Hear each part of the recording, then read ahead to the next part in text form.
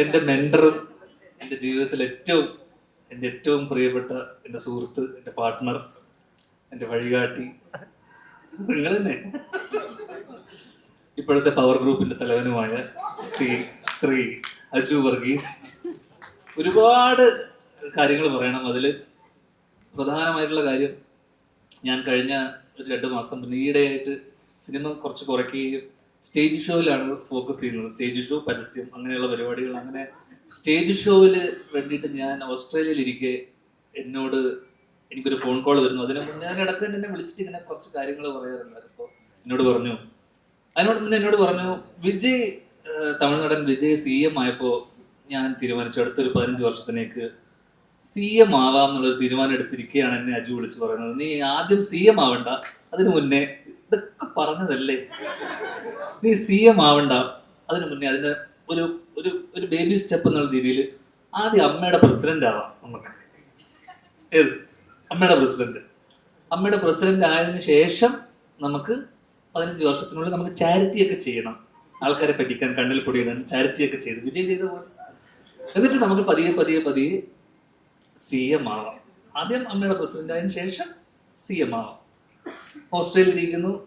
അപ്പോൾ നാട്ടിൽ ഇങ്ങനത്തെ വാർത്തകൾ വരുന്നു, ഞാൻ അമ്മയുടെ ഇതിലേക്ക് വരുന്നു എന്നൊക്കെ. അങ്ങനെ ഇടയ്ക്ക് കുറച്ച് പേരിന്, കുറേ അമ്മമാരും അതിനിടയിലുള്ള അവിടുത്തെ കുറേ ആൾക്കാരൊക്കെ എന്നെ വിളിച്ച് അജു പറഞ്ഞതിൻ്റെ, അജുവിൻ്റെ പവർ ഗ്രൂപ്പ് ആൾക്കാരൊക്കെ ചേർന്ന് എന്നെ പ്രസിഡന്റ് ആക്കാനുള്ള വലിയൊരു പോരാട്ടം നടക്കുന്നതിനിടയിൽ ഞാൻ അയർലൻഡിൽ അടുത്ത ലാലേട്ടൻ്റെ ഒരു ഷോവിന് വേണ്ടി നിൽക്കുമ്പോൾ ഞാൻ പിന്നീട് കാണുന്ന വാർത്ത, ഞാൻ ഓൾറെഡി പ്രസിഡന്റ് ആവാൻ സന്നദ്ധത കാണിച്ചു എന്നൊക്കെ പറഞ്ഞുകൊണ്ടുള്ള വാർത്തകൾ വരുന്നു.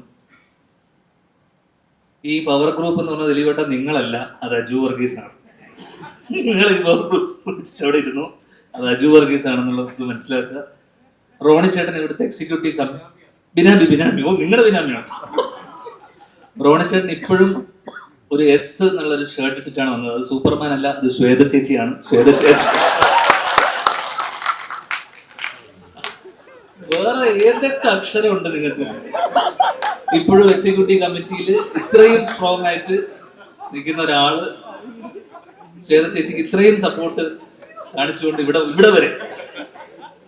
അതുകൊണ്ട് പക്ഷെ ഞാൻ പറയാണ്, അതിനിടയിൽ പല ചർച്ചകൾക്ക് ഒടുവിൽ അജു എന്നോട് പറഞ്ഞു, എടാ അമ്മയിലേക്ക് നീ വരണ്ട, അത് ഇവിടെ കുറേ പ്രശ്നങ്ങളാണ്. കഴിഞ്ഞ ദിവസം ജനറൽ ബോഡിയിൽ ഞാൻ പോയപ്പോൾ അവിടെ കുറേ പ്രശ്നങ്ങളൊക്കെ ഉണ്ട്. അതിനിടയിൽ പുള്ളിയുടെ ഒരു പ്രസംഗം ഉണ്ടായിരുന്നു അവിടെ.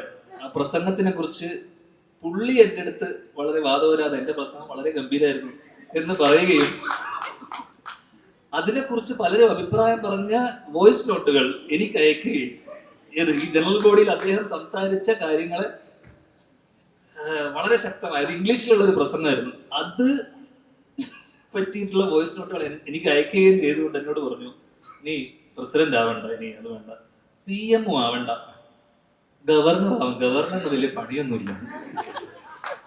ഇതറിഞ്ഞ ഗവർണർ കഴിഞ്ഞ ദിവസം ഒരു ഇന്റർവ്യൂവിന്റെ ഇല്ല വിവരക്കേടിനെ അറസ്റ്റ് ചെയ്യാനുള്ള വകുപ്പില്ല, ആ വകുപ്പില്ല, ഒരിക്കലും അറസ്റ്റ് ചെയ്യില്ല.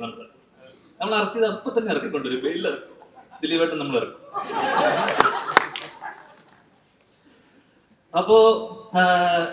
അപ്പൊ ഞാൻ ഇപ്പൊ ഇവിടെ പറയാൻ വിചാരിച്ച സാധനം എന്ന് വെച്ചാൽ, ഒരിക്കലും അതിനിടയിൽ എൻ്റെ അമ്മ എന്നോട് പറഞ്ഞു, മോനെ നീ അമ്മയുടെ പ്രസിഡന്റ് ആവാൻ പോകണമെന്ന് കേട്ടു മോനെ, അത് ഒരിക്കലും പാടില്ല, അച്ഛൻ ഒരിക്കലും ആവാതെ എന്നതിന്റെ കാരണം, നമ്മൾ സ്ട്രേറ്റ് ഫോർവേഡ് ആയിട്ടുള്ള ആൾക്കാർക്ക് അച്ഛനെ പോലുള്ള ആൾക്കാർ, എന്നെ പോലുള്ള ആൾക്കാർക്ക് അത് പറ്റില്ല. നമ്മൾ ചില കാര്യങ്ങൾ കണ്ണടക്കേണ്ടി വരുന്നു. എനിക്കത് മനസ്സിലായില്ല. പക്ഷെ CM ആയി എവിടെയോ ഒതുങ്ങിക്കൂടാനിരുന്ന് ആഗ്രഹിച്ച എന്നെ അമ്മയുടെ പ്രസിഡന്റ് ആക്കി തീരൂ എന്നടങ്ങിയ വാശിയുള്ള എൻ്റെ മെന്ററിനെ ഈ വേദിയിലേക്ക് ഞാൻ വീണ്ടും സ്വാഗതം ചെയ്യുന്നു. അതോടൊപ്പം തന്നെ ഒരിക്കലും ആവാൻ പാടില്ലാത്ത, ഞാൻ ആഗ്രഹിക്കാത്ത അമ്മയുടെ പ്രസിഡന്റ് സ്ഥാനം ഞാൻ ഇവിടെ രാജിവെച്ചു. ഇനി ചിലപ്പോൾ തിരിച്ചു വന്നാലും വരും. അടുത്തതായിട്ട് പറയാനുള്ളത്, എൻ്റെ ഏറ്റവും പ്രിയ സുഹൃത്ത്, ഒരു വിളിക്കപ്പുറം ഉള്ള ഒരാളാണ് സാക്ഷാൽ ലിസ്റ്റിൻ സ്റ്റീഫൻ. കഴിഞ്ഞ ദിവസം ഒരു റിവ്യൂവർ എന്നെക്കുറിച്ച്, റിവ്യൂവർ എല്ലാവർക്കും അറിയാം, അശ്വന്ത്, എന്നെക്കുറിച്ച് പറഞ്ഞ കുറച്ച് കാര്യങ്ങൾ കേട്ട് എന്നെ രാവിലെ, ഉച്ചയ്ക്ക്, വൈകുന്നേരം അങ്ങനെ 3 തവണ വിളിച്ചു. ലിസ്റ്റിൻ സ്റ്റീഫൻ വിളിക്കണമെങ്കിൽ എന്തോ ഒരു കാര്യമുണ്ടല്ലോ എന്നറിഞ്ഞ് ഞാൻ ഫോൺ എടുത്തപ്പോൾ അളിയനെ കുറിച്ച് ഒരാൾ നല്ലത് പറഞ്ഞു എന്ന് പറഞ്ഞ സന്തോഷത്തിൽ അദ്ദേഹം ആനന്ദാശ്രു ഒഴിച്ചു. കാരണം ഒരു പൊട്ടനെ പറ്റി വേറെ ഏതോ ഒരു മരപ്പൊട്ടൻ പറയുകയാണെന്നുള്ള സന്തോഷമായിരുന്നു ലിസ്റ്റിൻ സ്റ്റീഫന്റെ ഉള്ളിൽ എന്ന് എനിക്കത് മനസ്സിലാക്കാനുള്ള ബുദ്ധി എനിക്കുണ്ട്. ഈടെയായിട്ട് അദ്ദേഹം സിനിമ, അപ്പം ഞാൻ ചോദിച്ചു അളിയൻ സിനിമയൊന്നും പ്രൊഡക്ഷൻ ഒന്നും ചെയ്യുന്നില്ലേ എന്ന് ചോദിച്ചപ്പോൾ ഇല്ല, ഞാനൊരു ചെറിയ ബ്രേക്ക് എടുത്തിരിക്കുകയാണ് അളിയൻ, ഞാനിപ്പോൾ അടുത്ത കാലത്ത് തിയേറ്റർ വ്യവസായത്തിലേക്ക് ഉള്ളി ഫോക്കസ് ചെയ്യുകയാണെന്നുള്ള കാര്യം ഞാൻ പിന്നീട് അറിഞ്ഞു അതിനുശേഷം.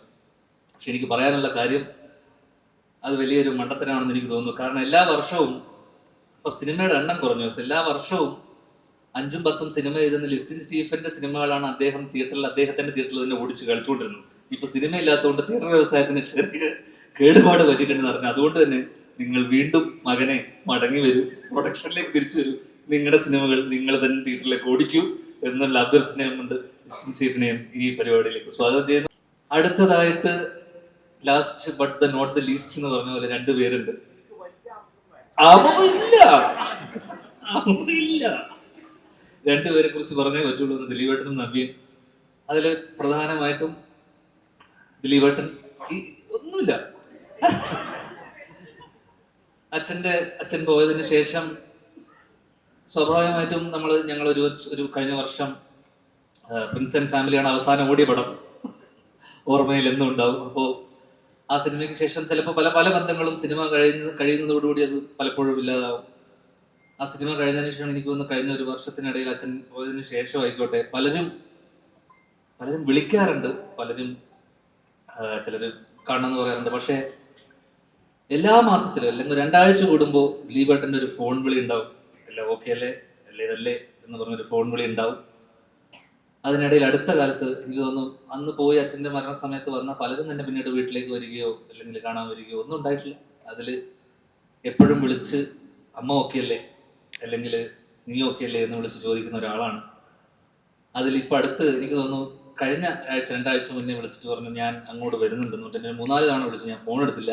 എന്നോട് പറഞ്ഞു എനിക്ക് അമ്മയൊന്ന് കാണണം, ചേച്ചിയും കുട്ടി ഞാൻ അങ്ങോട്ട് കാവേരിയും കുട്ടി വരുന്നുണ്ട്, നീ അവിടെ ഉണ്ടോ എന്ന് ചോദിച്ചിട്ട്. അപ്പോൾ ഇപ്പോഴും അച്ഛൻ പോയതിന് ശേഷവും അമ്മയെ കാണാൻ വേണ്ടി അദ്ദേഹം വരാനിരുന്നാണ്. ഞാൻ കാരണം അത് മുടങ്ങിപ്പോയി. അപ്പോൾ ഇപ്പോഴും ആ കരുതലും സ്നേഹവും ഉണ്ട്, അത് എപ്പോഴും ഉണ്ടാവണേ എന്നുള്ളൊരു ഇത് മാത്രമേ ഉള്ളൂ.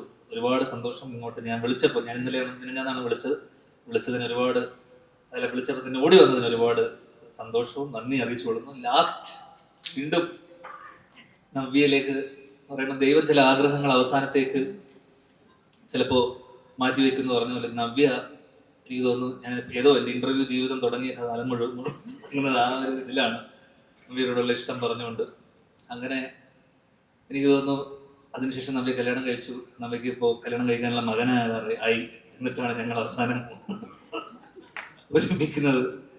എന്നാൽ പോലും ഞാൻ പറയുന്നു, ഞാൻ CM ആയി സത്യപ്രതിജ്ഞ ചെയ്യുന്ന ദിവസം സാരി എടുത്ത് ആ ഫ്രണ്ട് റോയിൽ കണ്ണു നിറഞ്ഞുകൊണ്ട് നവ്യ ഉണ്ടാവും. അമ്മയുടെ പ്രസിഡന്റ് ഞാൻ പാടില്ല, CM അമ്മ വന്നാൽ മതി. കണ്ണു നനച്ചുകൊണ്ട് നവ്യ ഉണ്ടാവും എന്നുള്ള എല്ലാ പ്രതീക്ഷയോടെ ഞാൻ നിർത്തുന്നു. നന്ദി, നമസ്കാരം.